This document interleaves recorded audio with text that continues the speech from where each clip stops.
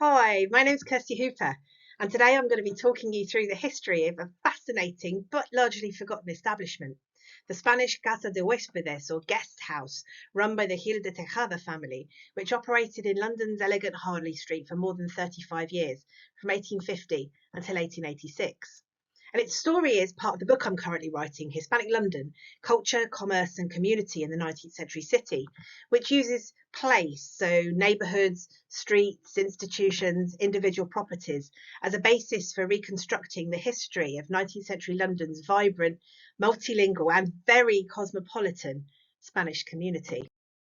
The Gil de Tejada Guesthouse is amongst the earliest of the flurry of dedicated Spanish hotels that sprang up amongst the elegant townhouses north of Oxford Street to cater for Spanish and American visitors to the Great Exhibition of 1851. Our guest house, which opened in 1850, would also be one of the longest survivors, second only to the famous Hotel Bastidas, 15 minutes walk away in Percy Street. Others, which were well known at the time, such as the Clemente and Cabrera guest houses in Bloomsbury or the Hotel Velasco in Soho's Gerrard Street, really only survived for around about 5 to 8 years. And it can be quite a challenge to reconstruct the stories of these Spanish guest houses, because so many of them left almost no archival traces. They might appear in trade and street directories if the fee wasn't too high. And if they were active during a census year, then the census returns can give us a really rich snapshot of everyone who was in residence on a single night, at least as far as the owner or whoever completed the census return was able to fill in their details. But where no formal records exist, which is the case for a lot of these guest houses, the richest sources for learning about them tend to be the advertisements that so many owners ran in the daily newspapers back in Spain.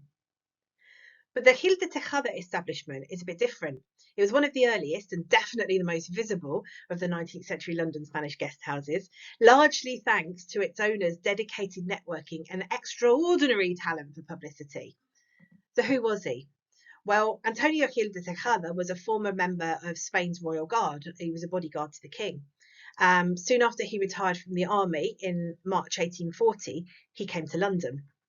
Within a year, he'd published a guide to London, which is one of the first travel guides aimed directly at Spanish visitors to the city. After he'd opened his own guest house in 1850, he published a new edition, which you can see on the right of the slide, which draws heavily on his personal experience of hosting his compatriots. And it includes, of course, a full-page illustration of his establishment. And there it is on the slide. So Gil de Tejada and his Norfolk-born wife Anne established their guest house in an imposing corner villa you see there, where it would be for 36 years. Number 30 Harley Street, which was renumbered in the late 1860s to number 62, is the solid end terrace you can see there, with large light rooms. In the 1856 edition of his guide, Gil de Tejada explained why he'd chosen this location. And this is my English translation of his original Spanish. He said, on founding our guest house in 1850, we determined to give it a suitable setting in terms of both street and neighbourhood. That we chose well is borne out by the number and class of people who frequent it, and the high position in London's business circles of the Spanish and English houses who favour it with their recommendation. It is adjacent to the parks or principal public promenades, to Regent Street and the best part of Oxford Street, to the admirable Colosseum, the Polytechnic Music, Madame Tussauds' delightful and large artistic collection of wax figures, the Spanish Catholic Chapel, the Spanish Embassy, and those of Austria, the United States, Brazil, Belgium, and others. 2 omnibus lines run close to the house, and both undertake return journeys to the city and stop at the bank. In contrast, he says rather dismissively, French and German houses offer nothing notable. So what can we learn about the guest house and its clientele that doesn't come directly from its owner? Well, there are various resources that can help us, and probably the most important one is the census. Our guest house appears on 4 successive censuses, which means we can get a pretty good idea of its growth and the changes in its profile. So the first census it appears on is March 1851, which records Gil de Tejada as a foreign boarding house keeper. And he's there with Anne, their 3 children, 3 resident female servants, all of them London-born, and just 2 visitors, a Spanish Army officer and a merchant from the American Republic of New Granada. So merchants and military officers, in fact, would provide a substantial proportion of the clientele, perhaps reflecting Antonio's personal and professional connections. The guest house grew really fast. So the 1861 and 1871 censuses show 13 and 17 boarders respectively. Most of them are Spanish and Latin American, along with a scattering of other Europeans. It was a really almost exclusively wealthy and professional clientele. So as well as those merchants and military men, we find physicians, brokers, mine owners, even a Brazilian imperial councillor. But if the ownership and clientele were predominantly Spanish, the service wasn't. Each census shows 6 live-in servants, and all of them are English or Irish, except for just one single German waiter. Now, of course, censuses can provide a vivid snapshot of a place, but nothing quite beats hearing about a place in the words of those who have been there. And I hit the jackpot when a search among the digitised books on the Internet Archive turned up the memoir of José Antonio de Lavalle, a Lima-born diplomat and historian who spent time at Harley Street during his early years in the Peruvian diplomatic service.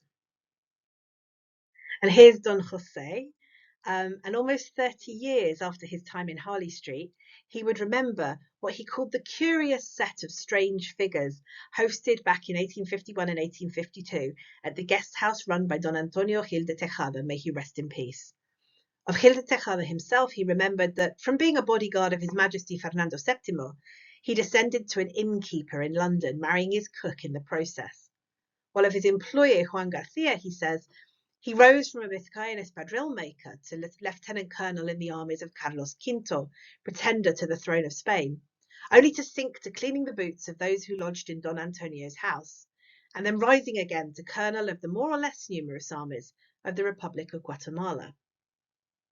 Lavalle paints the Harley Street house as a hotbed of pseudo-royal activity. Among the visitors he remembers encountering there was a certain Eastern European gentleman who called himself the Prince of Korikos and claimed to be the legitimate sovereign of Armenia, a Russian who called himself Prince Ramanov and claimed to be no less than the legitimate ruler of all the Russias, and the Infante Don Juan de Bourbon, whose father, brother and son were all mischievous pretenders to the Spanish throne. And it sounds like the guest house must have been a really fascinating place. Antonio died in 1874 at the age of 63. His widow Anne took over the guest house and it remained popular.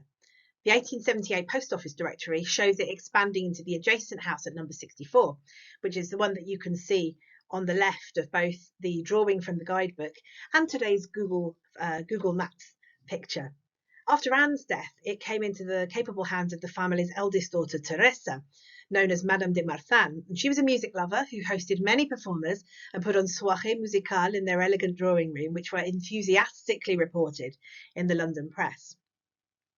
But while the guest house remained popular enough to have doubled in size, Antonio's death appears to have brought to an end its time as a specialist Spanish establishment. And this is very clear from the census of 1881. Numbers 62 and 64 are enumerated separately.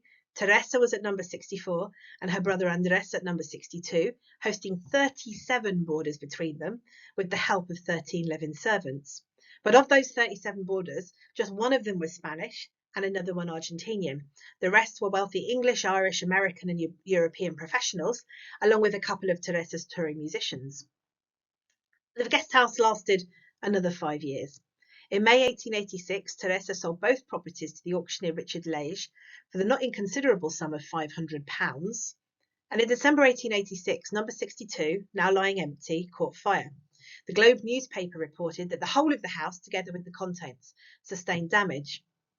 What remained, including Teresa's beloved grand piano, was auctioned off the following month. It was a sad end for an establishment that had set the standard for Spanish and Latin American visitors to London. The sale of the Gil de Tejada guest house signalled the end of half a century of Spanish London hotels. Now Spanish visitors were much more accustomed to travelling in London, and so the need for dedicated establishments vanished, along with the hotels themselves, until by 1900 not a single one was left. So I hope that today's talk has given some insight not only into the Gil de Tejada guest house and its role as a very Spanish place at the heart of London, but also into some of the sources we can use to track down places and institutions that have left the lightest of archival trails. Thank you so much for listening to my talk. I hope you've enjoyed it, and I really hope you enjoy all of the other fabulous talks that All About That Place has to offer. Bye-bye.